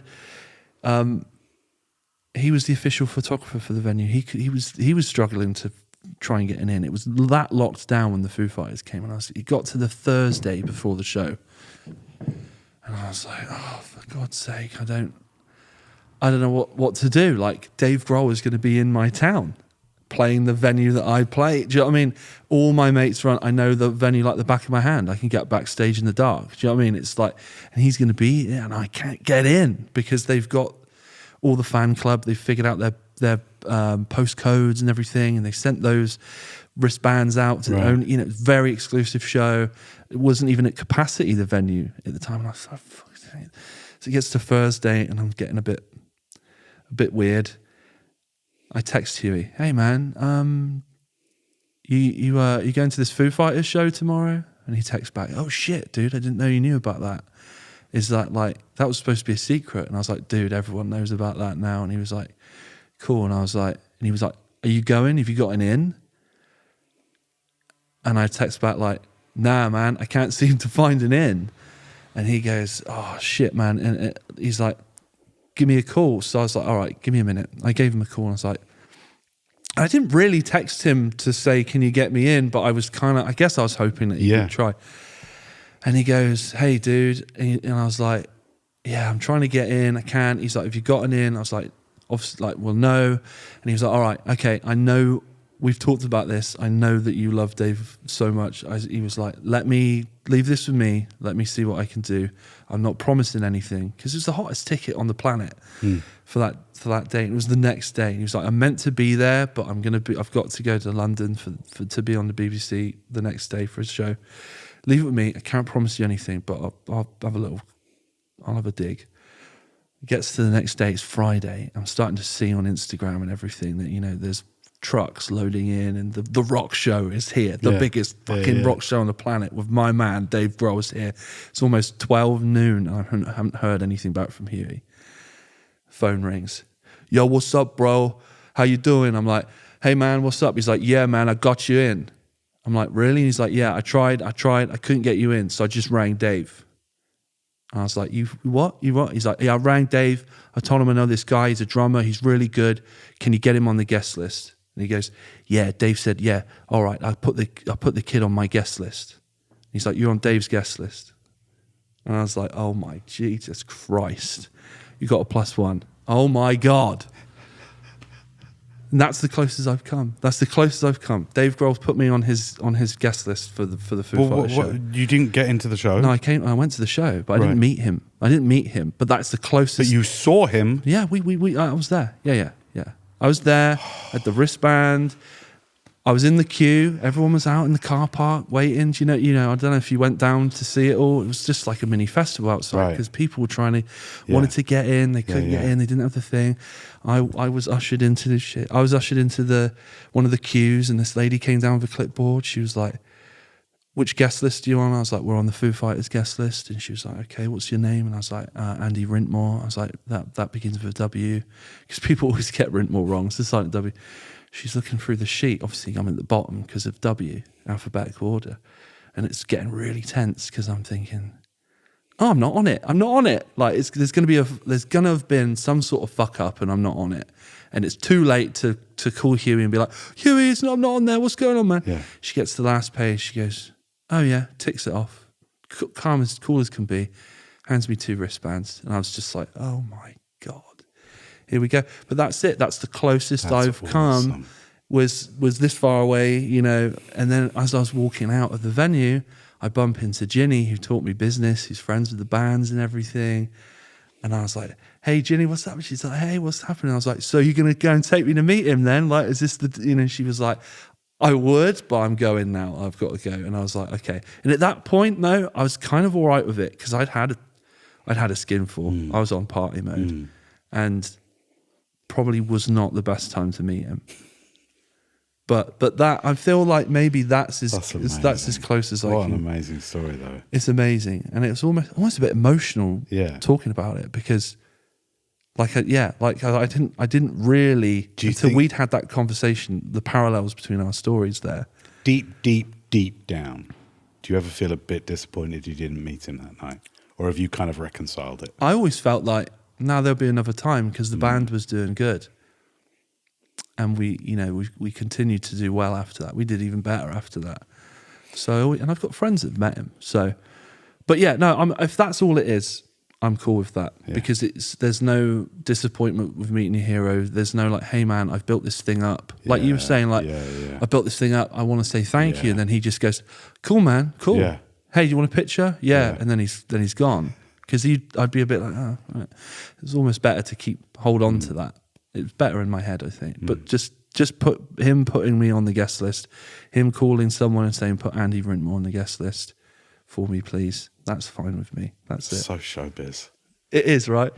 So you don't ever feel like, oh, I wish I'd met him that night? Or like... I was, like I said, like when I asked her, I was jokingly asking, and if she'd gone, Andy, I know what this means to you, come with me. Well, let's go. I'd have gone. I'd have been like, lead the way. I'm with you. But I'd had too many drinks. I'd had too many beers. And I was just there for fun at that point. The rock and roll dream thing that, somehow, Dave had intervened in destiny and put me in the show was enough. It's a weird dynamic, I think, because since that's all happened, for me, I've had people equally want to thank me. Right. Right? Yeah. And what I realize is when someone's thanking you, you just want to... I know this sounds weird, but it's like my fantasy of like Tony Robbins being like, oh my God, let's be best friends. Yeah. When someone's thanking you, you just want to really try and pay attention to them. Yeah. And so I often say, having done a lot of speaking, to big audiences and stuff about business stuff,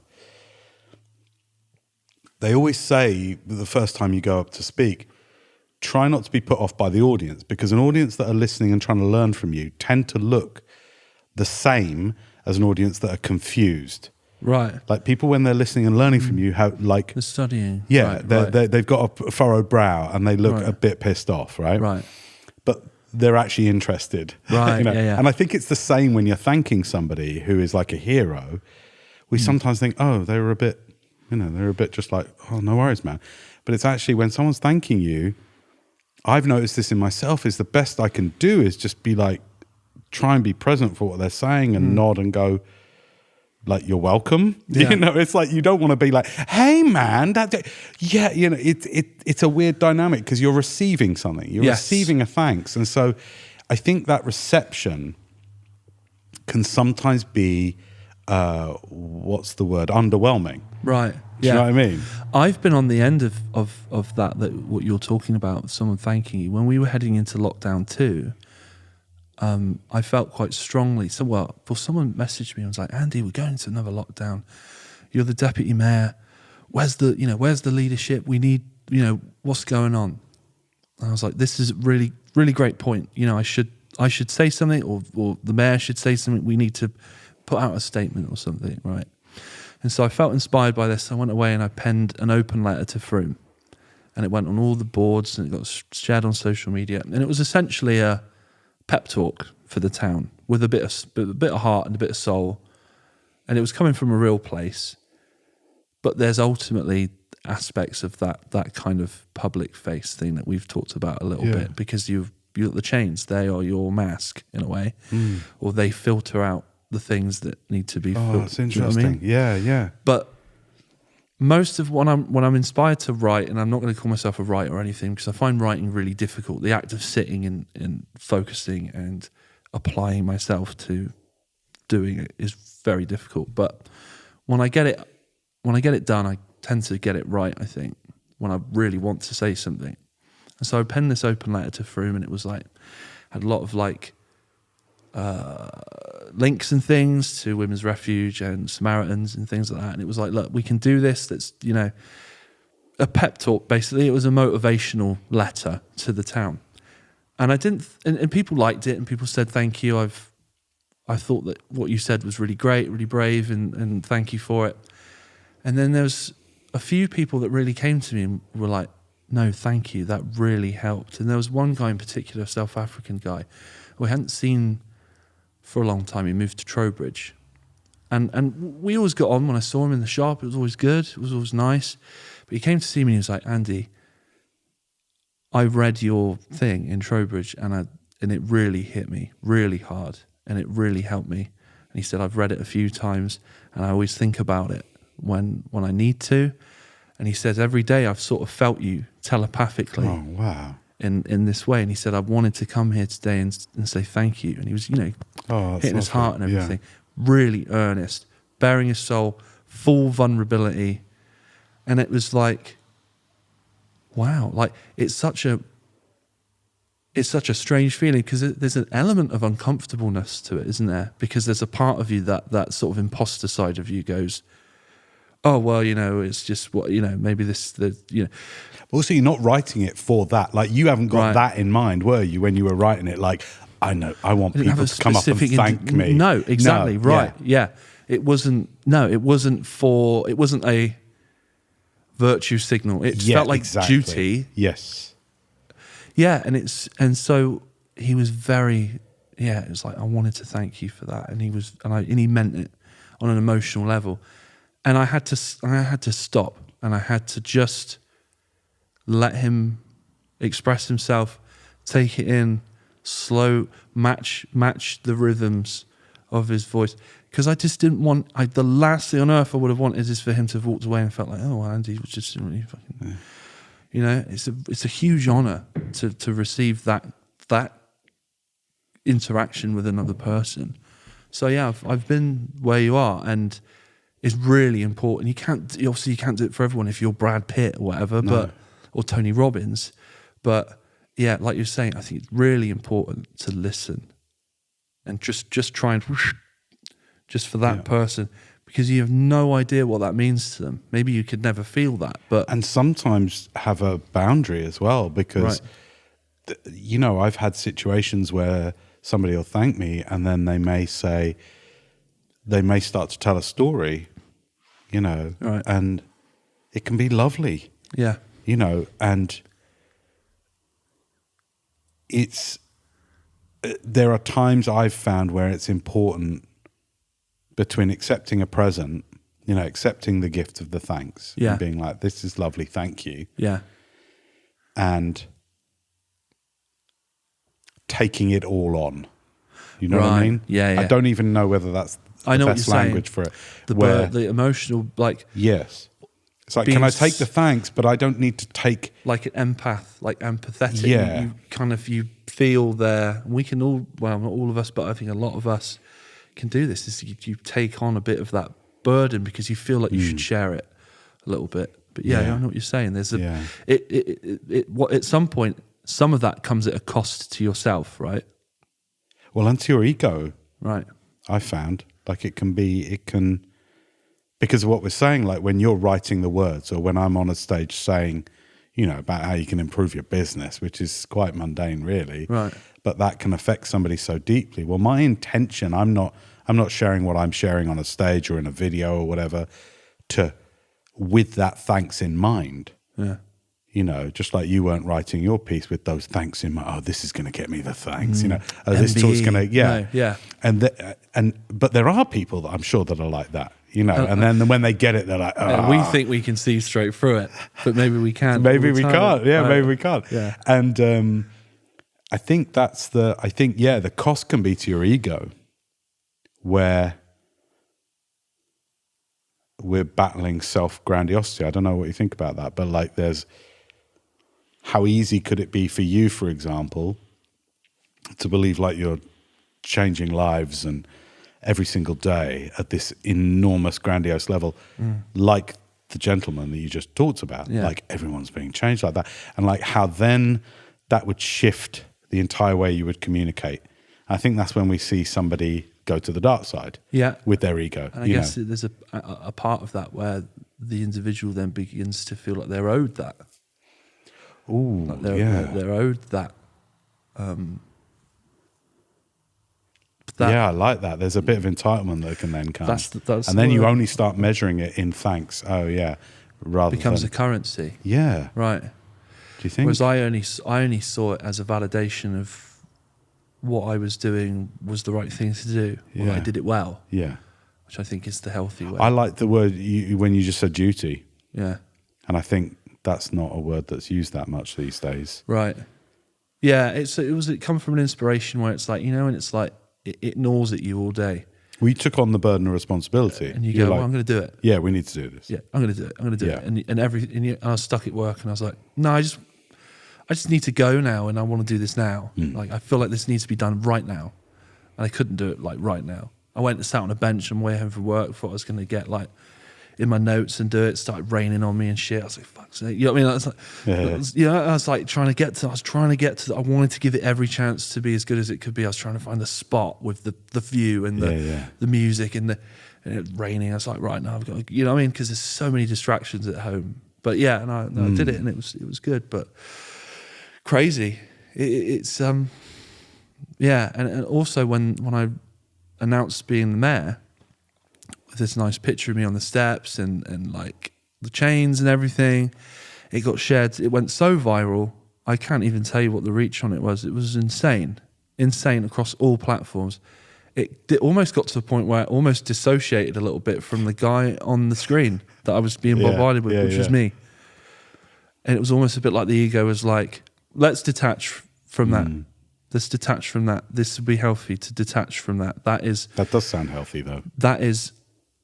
That what you'll see on the screen is a representation of something. It's not all you. That love is not all you. It's all, you know, it is all you, but it's not. It's chains and a title and what it means. It's not all you. You know what I mean? It's that the chains almost have to be a bit of a bulletproof vest at times. You can't, I feel that the love and the praise and this and that is really nice, it's really good, but it can be at a point where it's a little bit like, okay, some of this needs to bounce off this a little bit because this is some of this is going to be this is going to be for this in a way. Yeah, it's been an extremely interesting time recently. Just that there was a bit of a disconnect between the me on the screen that was being shared everywhere and the me that felt who was watching it. Basically, I wonder whether that's part of the process, though, of what we were talking about earlier, of the difference between fake and real, and that kind of that sweet spot. Yeah, I think so. That sweet spot was somewhere. Of being able to put that mask on, knowing that it's not fake; it's a best representation of you and the duty you're taking on, your highest self. Yeah. And it's like, and that's not all of me. Yeah. It's an interesting scenario to be in. It didn't feel unfamiliar though. It felt strangely familiar. Is that from the music? Might be from some of the celebration about people who like the music. Yeah. Yeah, and stuff. It was. So you've had references in the past of like people Yeah. digging you for something you created. I heard people something very else you emotional created. speaking to me about the music and Yeah. yeah. So it felt like trodden, like explored territory, just on a whole new level, which I'm thankful for because it felt that I knew how to exist within that realm then, while it was all very intense. It's the head fuck. We shouldn't be evolved to. We're not evolved for that, I don't think. Well, it's interesting, we isn't are, it? We're evolved, I suppose. Alain de Botton wrote about this in Status Anxiety, is that, you know, we used to just have one status Right. in the tribe, let's say, and that was it. You knew your place. Yeah. Whereas now you can have a different status at home than you do at work, than you do out in your community, than you do with your friends, than you do. And it's like, so we have to occupy these different levels of stature and status and significance and validation in these different contexts now. And that can be quite stressful for us. Yeah. I think you're right. Yeah. And with our Instagrams, we are our own PR agents. We are our own media team. Yeah. It's mad. It's mad. It is mad. It's mad. It is it's unhealthy on a mass level, I think, but it's here. Well, this is it. And I think sometimes you do take on, like after the duty thing was after I helped Tony Robbins, right? I'm just connecting to what you said about the duty piece, right? Yeah. Is after that, a year after that, a friend of mine, I was saying to a friend of mine, I don't know whether I want to keep doing shopping telly. I think I might want to be a hypnotherapist or something else, right? And he said, don't be a knob. You've just helped Tony Robbins sell more. Like, so this is the guy who's like the top of the tree, right? The top of the hierarchy in personal development. You've just helped him. You don't think there's other people who want to be like him that you couldn't also help? And I went, duh, oh yeah, that's a good point actually. And so that was when I started the online business. So it was, you know, like right at the beginning I said like coaches and trainers and authors and speakers are like my customers. But it was, it's why I loved your use of the word duty, because to me that's significant. I think we should, and that's again where I do agree with Jordan Peterson. He talks about take on more. Right. Take on more responsibility. Yeah. Well, that's something, I mean, listen, you know about that as the youngest ever mayor, you know, ever. But like. Youngest born and bred, I should say, for political mayor, right? reasons. Yeah. So you probably know more than most about the idea of taking on responsibility rather than, you know, and I got a sense of that then. It's like, well, if you've started this new career that didn't even exist at the time, but, you know, that could be a whole career path for you. Forget selling fake diamonds and food processors on the telly. If you've helped the top guy in personal development sell more, why don't you go and help other people in the personal development industry do that? Yeah. And I really saw it as my duty and I think that came from, well, if I can help him, I can help anyone. Right. And probably I should. Yeah. Do you know what I mean? It wasn't just like, oh, I could make a fast buck. It was like, no, probably you should actually. And so online video was starting to become a thing. It was pre-YouTube, but it was 2004, 2005 is when I started online. And it was like online video was starting to come around. And I knew distance persuasion. You know, I knew distance sales, how to move people, how to influence people at a distance. And so that was how the business came around. It was then just, there was this emerging coaching industry in the UK. And I just saw it very much as like, well, you ought to. You know, you ought to bloody get on with that, you know. That's what my friend Alistair said to me. He was just like, what are you doing? Selling shit on telly? Like, go and help people that can help other people with their blushing problem. Right, yeah. And that kind of thing. Do you know what I mean? And I thought, oh yeah, I ought to do that. And here I am. We are 17 years later. Yeah. Amazing. I think this is probably the best point to drop off this, Harry. What do you think? We could keep going for hours, couldn't we? I think we could go for ages. We'll have to do a part 2 with you, James. Yeah. Part 2. That was fucking great. Was that all right? Fucking